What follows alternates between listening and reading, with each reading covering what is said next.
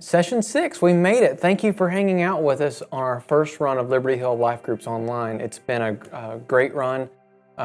We've learned a lot about parenting. We've been mirroring our video series here with the video series on RightNow Media that Dr. Tony Evans is doing called Raising Kingdom Kids. Again, this isn't new material for you, that this video is a companion intended to go alongside Session 6 of his. If you don't have access to RightNow Media, please reach out to the church. We would love to get you set up. There's a lot of great content on there. And if this is your first session tuning in, please go back and check out the first 5.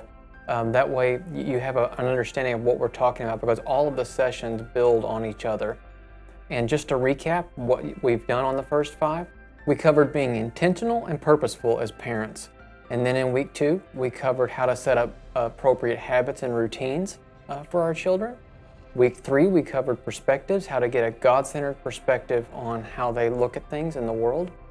Then in the next week, we covered standards, how to set appropriate standards for them so that they know how to adapt to circumstances to maintain those standards despite the ever-changing circumstances in their lives. So if you put all that together, what does it build? A foundation. So in this week's session that Dr. Evans has on RightNow Media, he makes a really neat analogy comparing the way we raise our children with the fundamentals to a foundation and the building that's built on it. And he says that many times we want to build skyscraper kids on chicken coop foundations.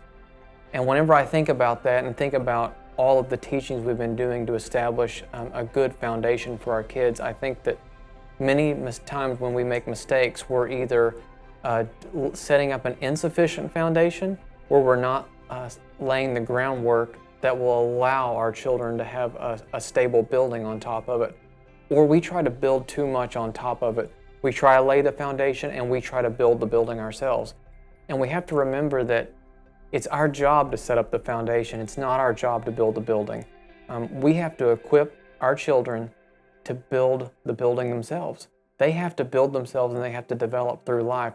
And we have to instill in them the principles that they need to successfully build themselves up through life and deal with the ever-changing situations that they run into. And it's helpful to remember through all of this that God has a plan.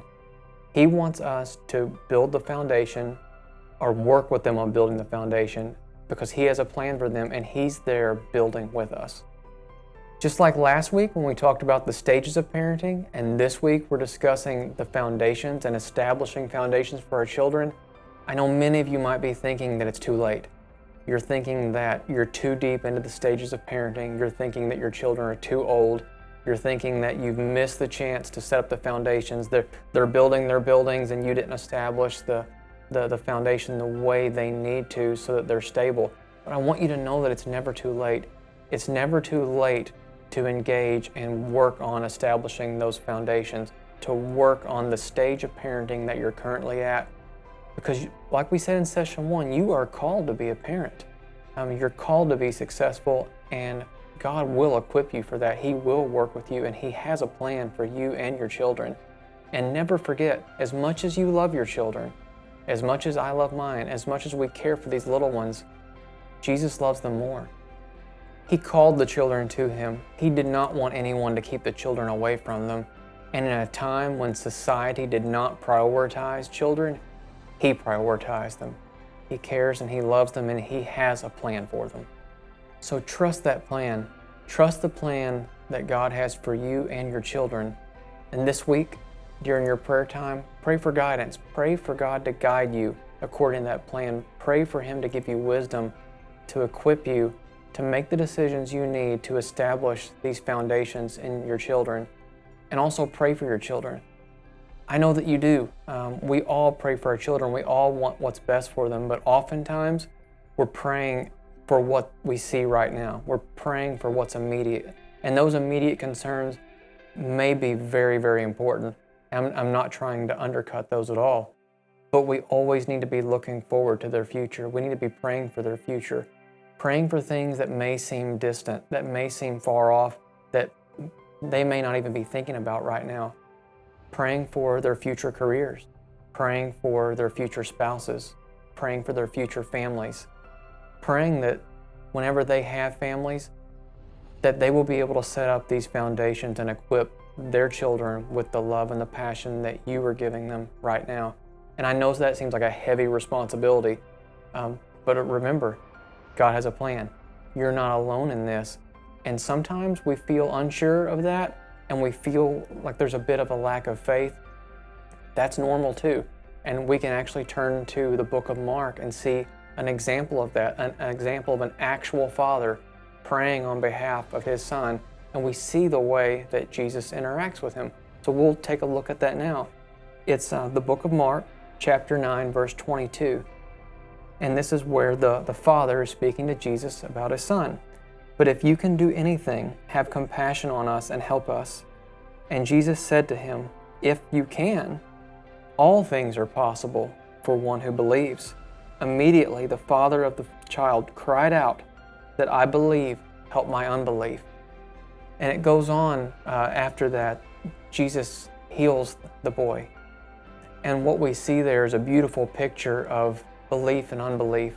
And it's a balance that we all deal with in our lives, that this father believed, but he had unbelief too.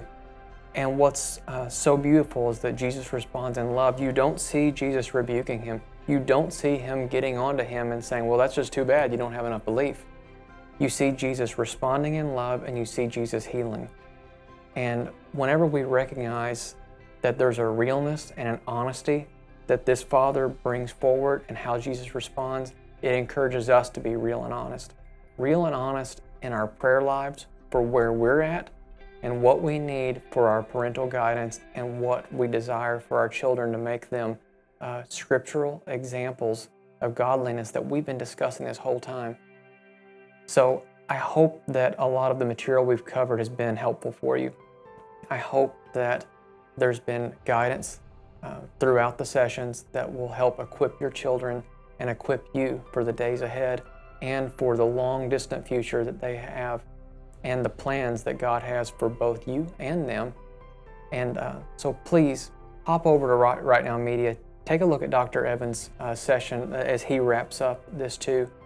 And I encourage you to continue to reach out to fellow friends, family members that might find some of this material helpful, that you can continue to continue these sessions beyond the sessions.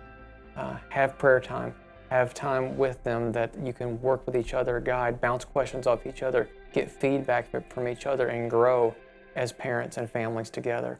So thanks again for tuning in.